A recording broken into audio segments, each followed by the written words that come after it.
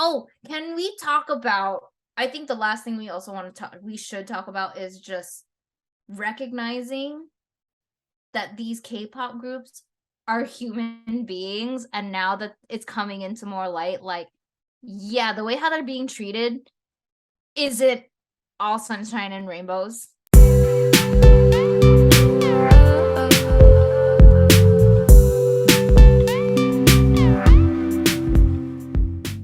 Hello and welcome to the Crazecast, a podcast run by the fans for the fans that brings close to the action. My name is Roxy, and today I'm joined by my fellow host, Jay. Hello!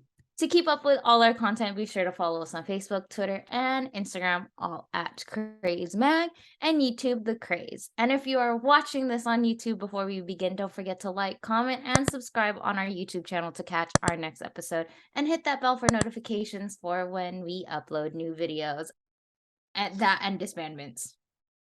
Oh, yeah, there have been a shitload of those too, especially at the end of the year. You're just like, oh, fuck. Oh, there's another shit. one. Well, yeah, there were some that were like, this is happening, you know? LOONA. They haven't disbanded yet. They haven't disbanded, but they're leaving that company.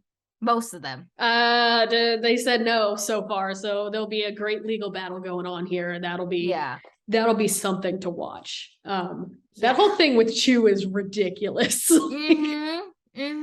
And also just, other groups or other members are trying to leave, but obviously that's going to be a big problem. Oh, can we talk about, I think the last thing we should talk about is just recognizing that these K-pop groups are human beings, and now that it's coming into more light, like, yeah, the way how they're being treated, is it all sunshine and rainbows, and that the real woodwork is coming out and how poorly some of these groups are being treated, and it's coming more center. There has been a lot about that, a lot of issues.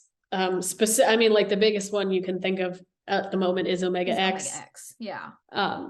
In that situation, like we always talk about wanting to support groups from smaller companies, but sometimes with the smaller companies, there is less regulation, and with less regulation comes more corruption, which a lot of people don't want to talk about because, like, obviously big corporation bad, but like, in the case for Omega X, okay, so they had a board and a CEO, right? The CEO is female, and she's married to a board member, which is a conflict of interest. It's a huge conflict of interest if you're talking in a business sense. So that should not have been allowed, but because of that, she can get away with whatever the fuck she wants. Which the board of directors is there to prevent that from happening. Yeah. Basically. So situations like that are terrible, and that one's still unfolding. I don't know how that's going to go. Yeah. And I just, like, again, it's the whole, like, it's becoming, like, I guess, like, there was, like, an unspoken thing we knew, like, hey, it's not great what we think behind the scenes, but now it's coming to the forefront that these people are human, and they need to be treated as human, and that they're just not the product, and how, like, now this is going to be a center of attention to what these newer groups are coming out with now, and hoping, like, they're on a different level of treatment where they're treated much more better compared to what was done in the past kind of situation. It's weird to see, especially from bigger companies, where people are like, they're mistreated, but then like fucking the Omega X thing comes out, and it's like, I think people really need to learn what mistreatment means. Like, just because your fave only gets one line in a song doesn't mean they're being mistreated. Yeah. It's to put things into perspective, really. That's the most important thing to do. I was talking with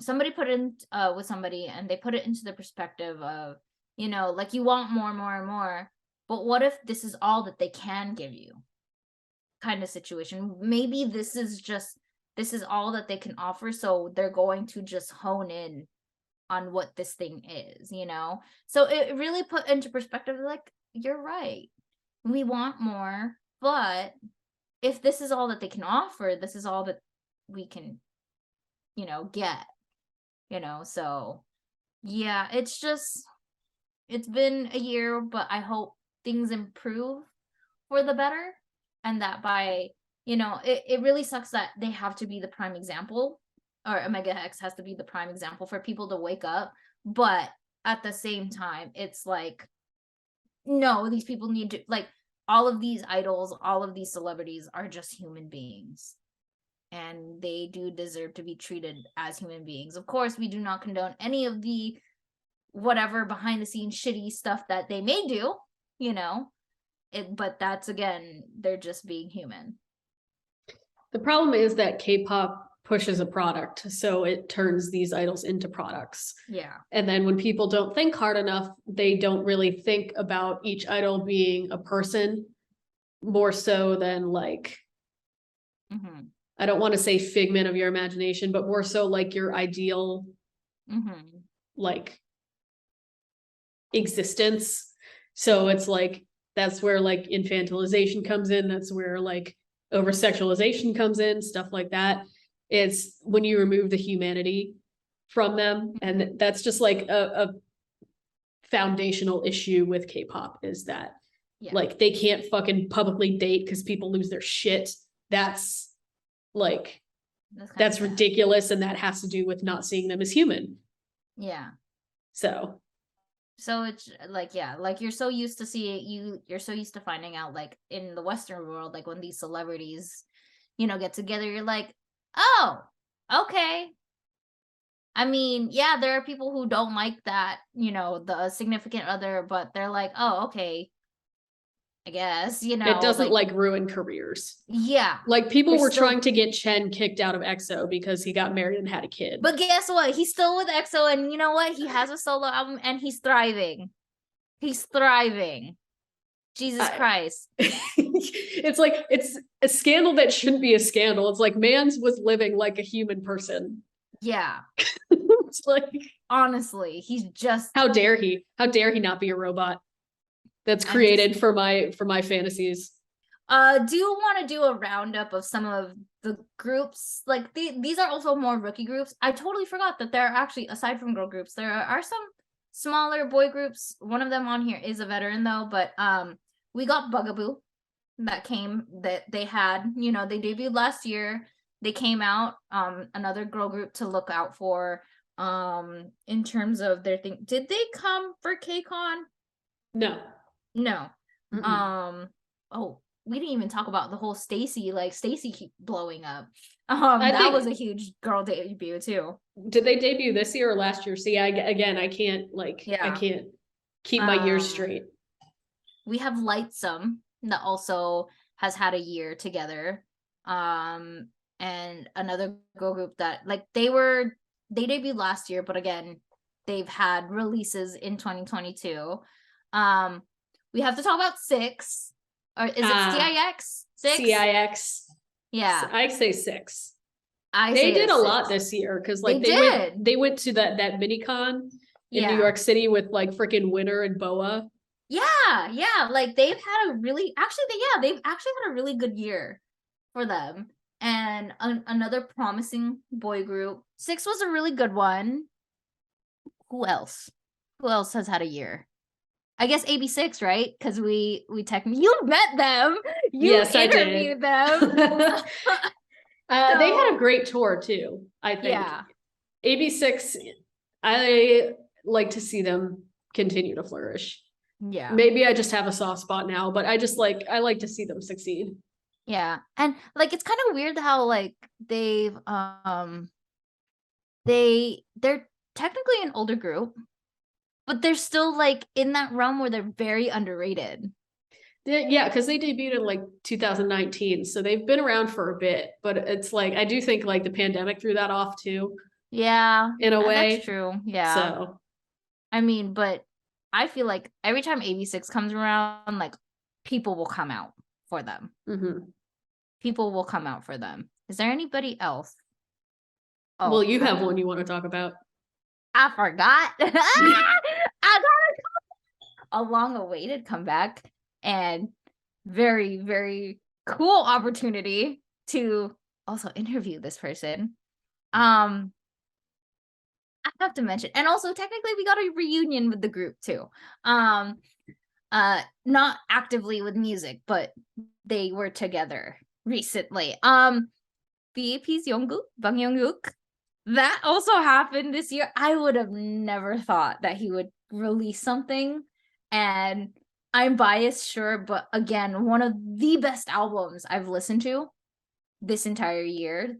And his comeback was very, very, very much appreciated and meaningful to me.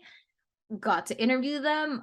If you want to see Roxy's 86 interview, that's on our YouTube channel, or we have the games, right? Yeah, it's on our YouTube channel. We do not make an appearance, so don't worry, you don't have to look at me, but they're there. Yeah, they're there.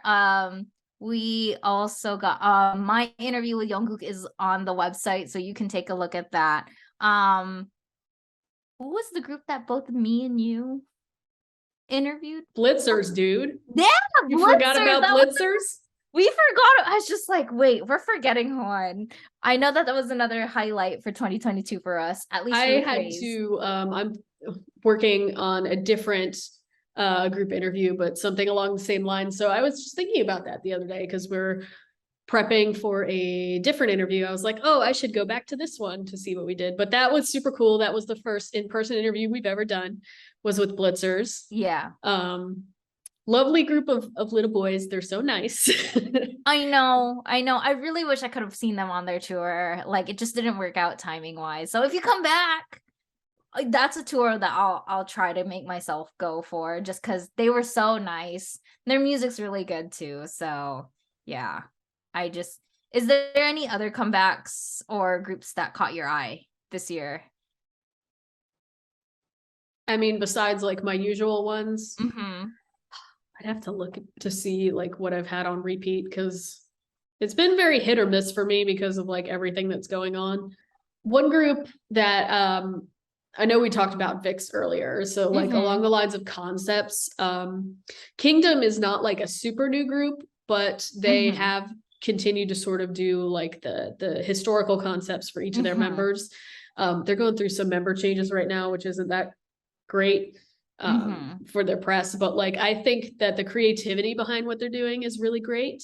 And I kind of wish that like more people were paying attention to that, because like you'll hear a lot of people say like, I miss VIX and their like intense concepts.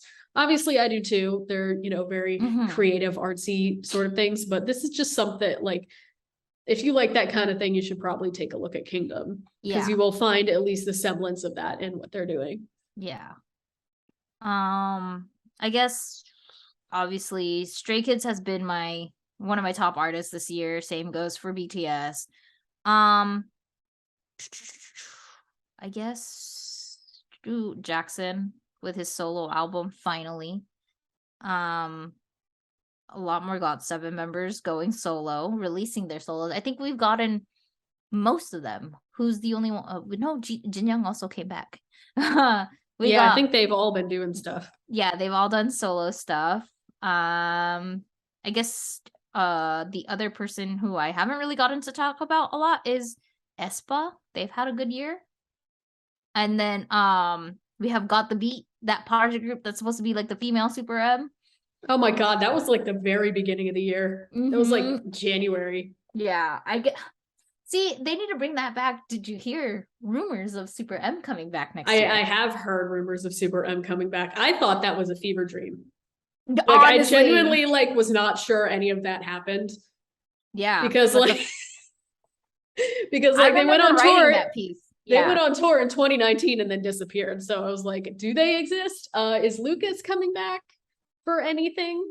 Because Wavy has a comeback soon here too, and I'm like, are they gonna bring him out from the dungeon, or are they gonna keep him there? I don't know, but the fact that we're getting whisperings of a Super M comeback next year, because I mean technically Taemin and Baekhyun are coming back, and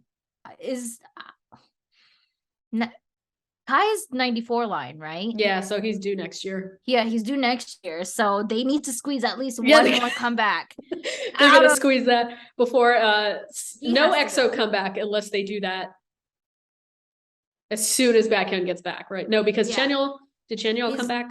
I think he's I think he's back or he's about to come back. It's soon. Yeah, honestly, it's been a great year in general for music for K-pop.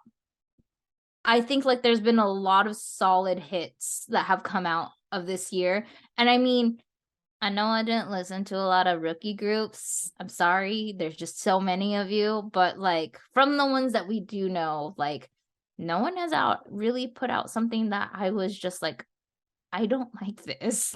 Everybody has been pretty solid for the most part who I follow.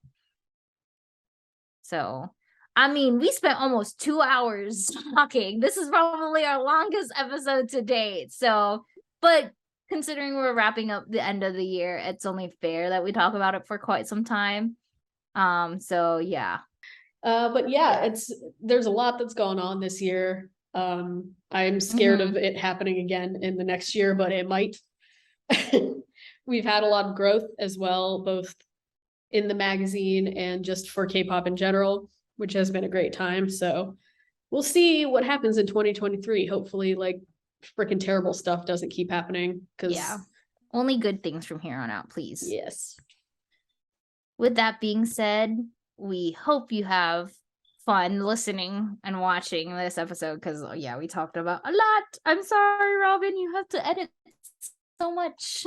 We'll get like 10 parts out of this.